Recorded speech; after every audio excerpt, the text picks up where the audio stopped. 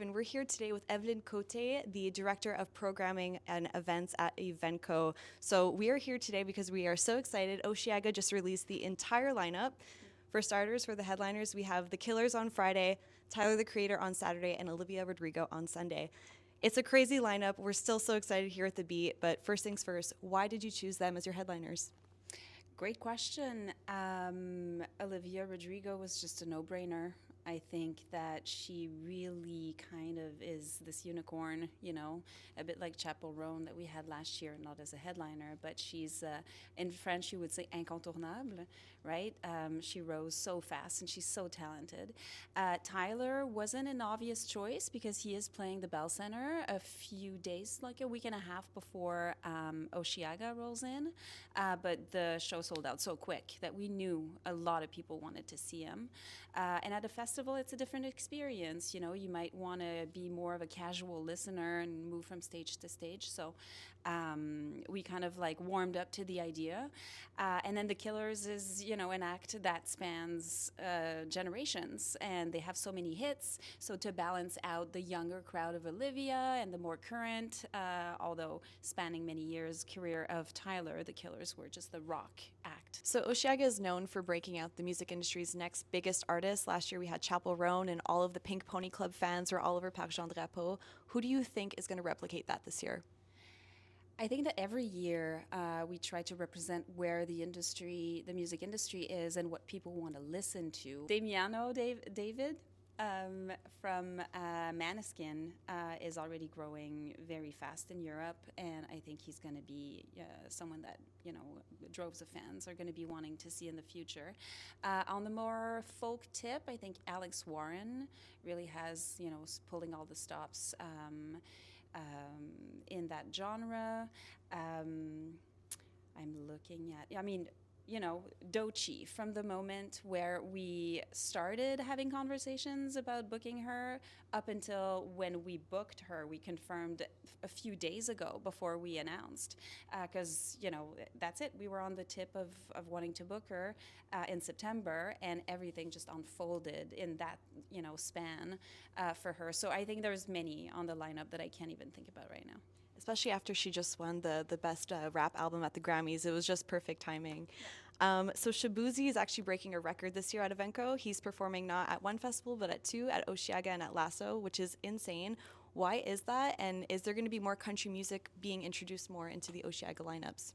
That's actually a good question. I think that Osheaga is a multi-genre festival, representing as much, the pop, rock stuff as much as the electronic niche music. We've had some, almost metal at the festival, so country is just a natural progression. I think that Shabuzi will probably adapt his set for each festival. Obviously, he has this huge record on the radio that everyone is familiar with. So I think that he does have the crossover fans, the ones that come to Osheaga and the ones that go to Lasso. So it's nice to experiment with those artists that we believe in, and we can give more than one platform to. So speaking of, the Chainsmokers are going to be at Osheaga this year, and I know that they performed last year at Il Sonic. What was it about last year's set that made you say, I need them on the Osheaga stage this year? So they played Il Sonic 2 years ago, actually, with Martin Garrix. So we tried to not repeat year by year for acts.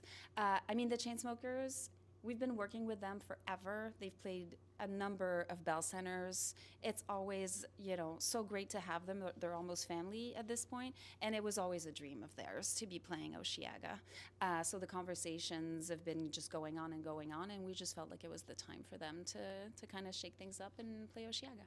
So last year, the Beat actually broadcasted live at Osheaga, and we had the chance to talk to a lot of the festival goers, and we wanted to know, okay, who's an artist that you want to see at Osheaga? And almost everyone said, we want to see Olivia Rodrigo. So it's so exciting to see that she's on the lineup this year. How does it feel that you get to cater to the Montreal fans and bring them artists that you know that they love?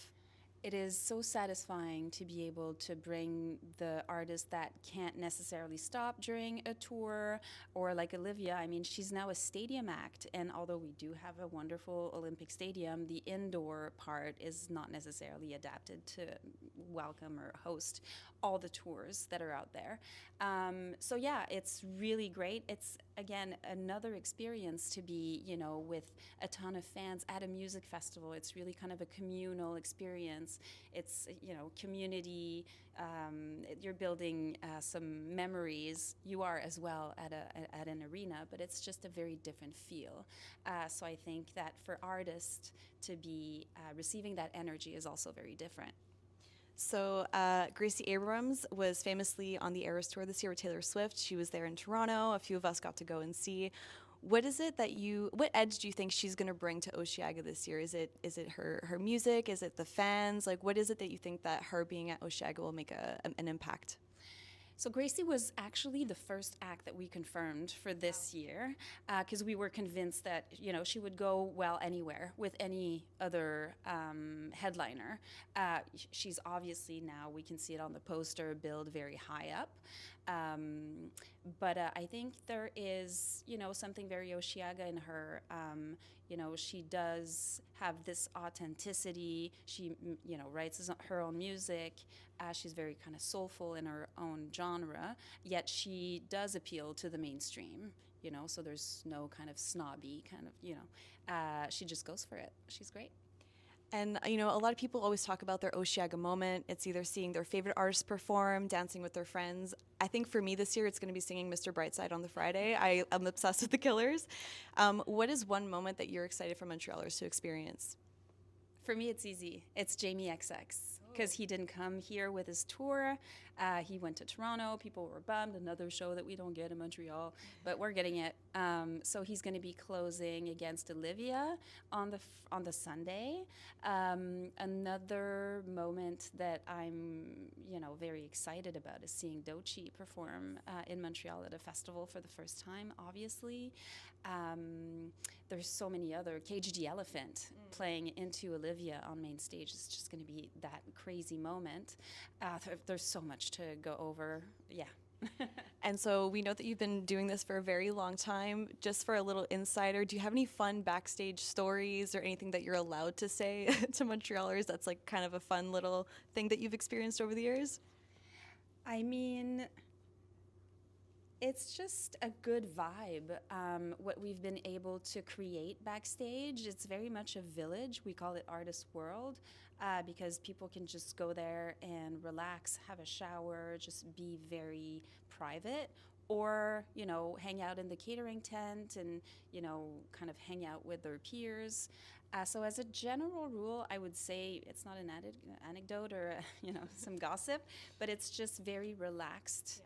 You know, and it's good to be able to offer that comfort and that safe space to artists that are about to perform or just, you know, getting off stage and just wanting to have a drink and socialize as well. Thank you so much for chatting with us. So Osheaga is happening August 1st, 2nd, and 3rd at Parc Jean Drapeau. Make sure to get your tickets. They go on sale this Friday at 10 a.m. on Osheaga.com and get them fast because they're going to get sold out within the next 2 weeks probably.